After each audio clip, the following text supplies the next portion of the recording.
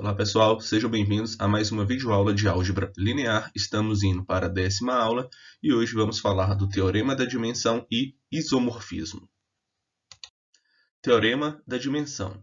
Seja Vzão um espaço de dimensão finita e T, a transformação de Vzão em Wzão, uma transformação linear. Então, a dimensão do núcleo de T mais a dimensão da imagem de T é igual à dimensão de Vzão. Então, esse é um resultado que vamos ver muito em alguns exemplos. Eles vão nos ajudar muito. Em relação ao exemplo da aula anterior, que pedi para determinar o núcleo e imagem do operador linear T de R3 em R3, tal que x mais 2y menos e, y mais 2e, x mais 3y mais e é a imagem do vetor x, y, z. Nós encontramos o núcleo dessa transformação, que era dado por 5z menos 2e, z com z pertencendo aos reais. Então, a dimensão desse núcleo é 1, apenas uma variável. A imagem de T nós encontramos por todos os vetores A, B, C pertencendo ao R3, tal que A mais B menos C é igual a zero. Então, vocês lembram como encontro a dimensão aqui da imagem?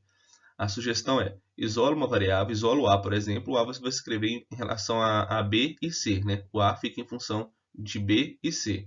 O B é o próprio B e o C é o próprio C. Então, vocês vão ter duas variáveis aí. Então, a dimensão da imagem vai ser 2. Ou seja, pelo teorema acima, né, a dimensão do núcleo de T mais a dimensão da imagem de T é igual a 3. De fato, né? O V aqui é quem? R3. Então, deu certinho o nosso teorema. Observação. Se T é uma transformação de Vzão em W e é linear, e o conjunto V1, V2, V3, Vn gera Vzão, então o conjunto T de V1, T de V2, T de Vn gera a imagem de T. De fato, seja W um elemento que pertence à imagem de T. Então, esse W ele tem que ser imagem de algum elemento de V que pertence a Vzão. Tá? Então, o primeiro passo é esse. Como aqui por hipótese temos que o conjunto V1, V2, V3, Vn gera o Vzão, nós podemos reescrever um vetor qualquer de Vzão como uma combinação linear desses outros vetores, lembrando que esse conjunto gera Vzão. Então, existem alguns escalares A1, A2, An reais, tais que o V pode ser escrito como essa combinação linear descrita aqui. Temos que o W é igual a T de V. E aqui, aplicando a transformação em ambos os lados, você vai ter que T de V, que é igual a T de essa combinação linear toda. E que, por sua vez, podemos reescrever essa transformação linear, como o A1, o A2, o A3, o An são constantes, né? Então, aqui fica A1, T de V1, mais A2, T de V2, e assim por diante até An, T de Vn. Lembrando que nossa transformação é linear, então eu posso escrever essa segunda etapa. Portanto, pessoal, a imagem de T vai ser um conjunto, lembrando que essa parte aqui no conchetes aqui, né, é o conjunto gerador que tem os vetores T de V1, T de V2, ou seja, esses vetores geram o conjunto imagem de T.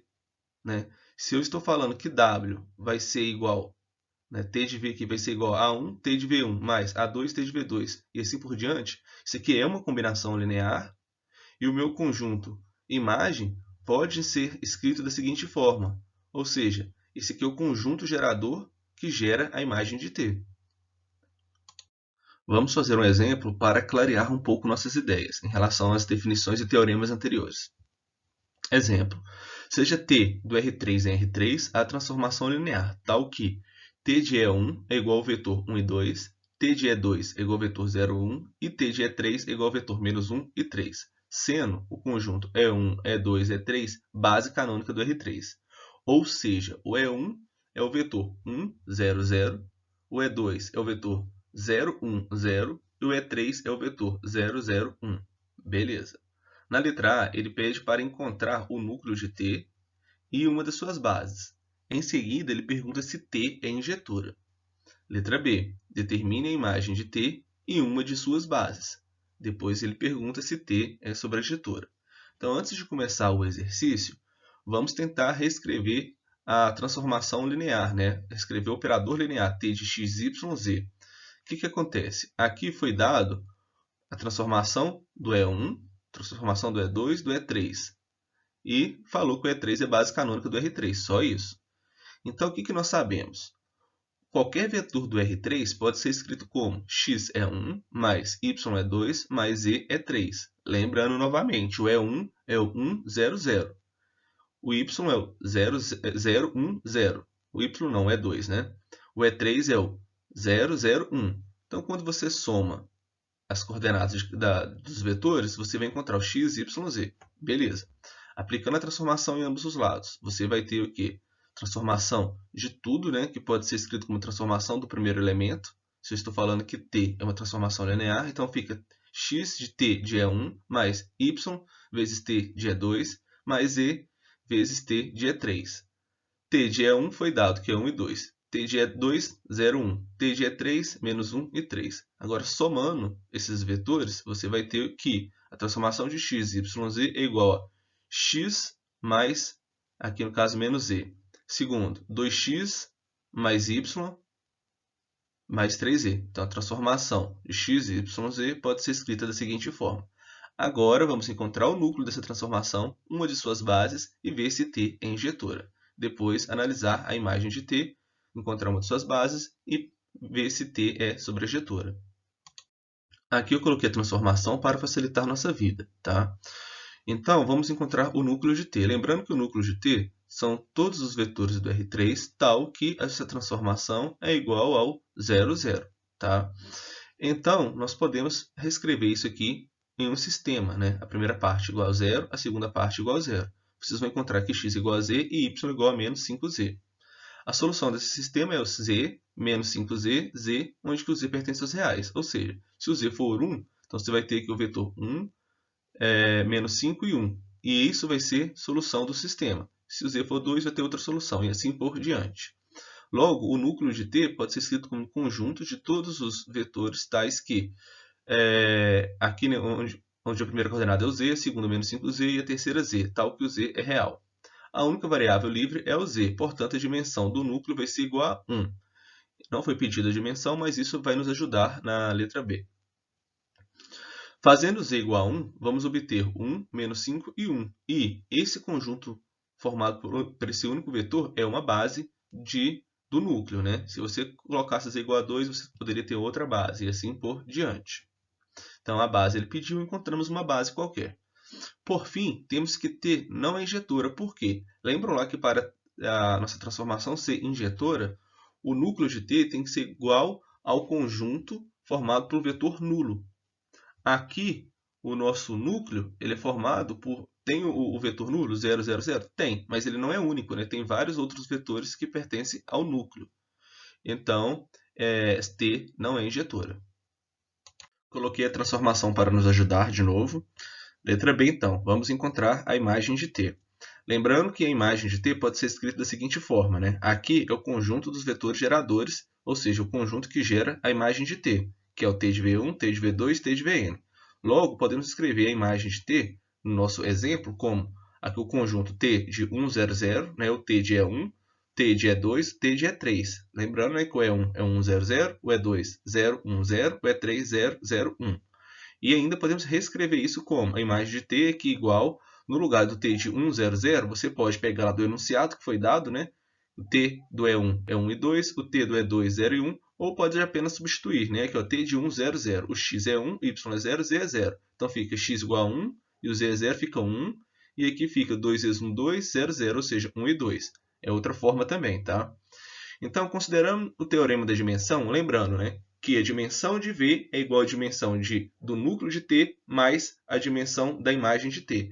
Então, eu quero encontrar a dimensão da imagem. Eu passo a dimensão do núcleo para o outro lado, que eu já sei quanto que é. Então, a dimensão do R3, que eu sei que é 3, menos a dimensão do núcleo, que nós vimos anteriormente, que é 1. Então, fica 3 menos 1 é 2. Ou seja, a dimensão da imagem de T é 2. Se a dimensão da imagem de t igual a 2, nós podemos falar que a imagem de t é igual a R2. E qualquer base de R2 é base da imagem de t. Uma delas é o conjunto. Podemos pegar aqui, né, dois vetores, 1 e 2, 0 e 1. Lembrando que eles vão ser linearmente dependentes. Então, você pode escolher 1 e 2 ou menos 1 e 3, tanto faz. Tá? Então, aqui eu tenho uma base, que foi pedido no exercício. Por fim, t sobrejetora, pois a imagem de t é igual a R2, que é o contradomínio. Então, t também é sobrejetora. corolários. Seja T de vezão em W uma transformação linear. Primeiro, se a dimensão de V é igual à dimensão de W, então T é injetora se e somente se é sobrejetora. Então, o que isso quer dizer? Numa transformação linear no qual a dimensão de V é igual à dimensão de W, se T é injetora ou sobrejetora, então T também é bijetora, ok? Então, você tem uma transformação linear lá, de qual a dimensão de V é igual à dimensão de W. Se você sabe que T é injetora ou sobrejetora, podemos afirmar que ela será bijetora. Segunda, se a dimensão de V é igual à dimensão de W e T é injetora, então T transforma base em base. Isto é, se B é formado pela base de V1, V2, V3, é uma base de Vzão, então T de B, que é T de V1, T de V2, T de Vn, é base de Wzão. Outro resultado interessante. As demonstrações se encontram lá no livro do Steenbroech. Isomorfismo. Chama-se isomorfismo do espaço vetorial Vzão no espaço vetorial Wzão a uma transformação T de Vzão em Wzão que é bijetora. Então, essa transformação tem que ser bijetora. Nesse caso, os espaços vetoriais Vzão e Wzão são ditos isomorfos. A gente fala que, quando acontece isso, que esses espaços vetoriais são isomorfos. Segundo, dois espaços vetoriais de dimensão finita são isomorfos se tiverem a mesma dimensão. A todo isomorfismo T de Vzão em Wzão corresponde um isomorfismo inverso, ou seja, T de menos 1, aqui temos que é Wzão indo em Vzão, tá? Você vai inverter, também é linear. Exemplos de isomorfismo. Número 1. O operador linear T de R2 em R2, tal que T de xy é igual a 2x mais y, 3x mais 2y, ou seja, essa parte é a imagem do vetor xy. É um isomorfismo no R2, pois a dimensão de V é igual à dimensão de W, 2 e 2. Agora basta mostrar que T é injetora ou sobrejetora. Aí a gente pode concluir que T é bijetora e, portanto, T é um isomorfismo no R2. Aqui é fácil ver que o núcleo que T é injetora, né? Basta pegar o núcleo de T e ver que tem apenas o conjunto com o elemento nulo, que é o 0, 0. Se você iguala essa parte toda igual a 0, 0, você vai encontrar que o x é 0, que o y é 0, ou seja, você vai encontrar a solução trivial 0, 0. Portanto, o núcleo de T é formado por o vetor nulo 0 e 0, que implica que T é injetora. Portanto, T é isomorfismo do R2. Segundo, a transformação linear T de P de 2 que leva em R3, escrita por T a t ao quadrado mais bt mais c é igual ao vetor do R3 a mais b, b menos c. É também o isomorfismo. Isso aqui eu vou deixar para vocês tentarem, tá? Lembrando, a dimensão do polinômio de grau 2 aqui, vocês aumentam 1, né? Então, a dimensão é 3. A dimensão do R3 é 3, ou seja, as dimensões são iguais. Basta agora analisar se T é injetora ou sobrejetora. Vocês vão ver que é fácil analisar se T é injetora, mas tentem fazer assim em casa. 3. O espaço vetorial R2 é isomorfo ao subespaço W do R3. Quem é W? É o conjunto de vetores do R3 tal que z igual a 0, ou seja, W é o plano xy do R3. De fato, né, se você pegar qualquer valor para x e y, você tem que o z é 0, ou seja, você está tomando vetores do R3. Então, a aplicação linear T de R2 em W, tal que T de xy, um vetor xy, é igual a os vetores de W, que no caso é xy0, é bijetora.